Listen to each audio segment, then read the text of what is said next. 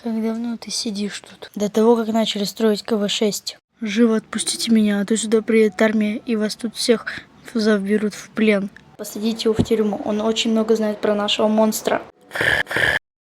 Прием, командир Яковский атаковал Брестскую крепость. Как атаковал? Выжившие есть?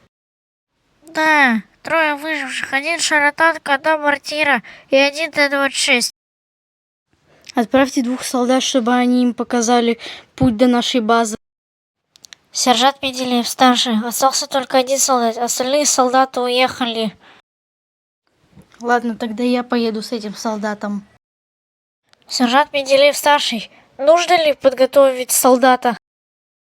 Да, добавьте им дополнительную пушку и хорошую лебедку. Мне тоже дополнительную пушку и хорошую лебедку.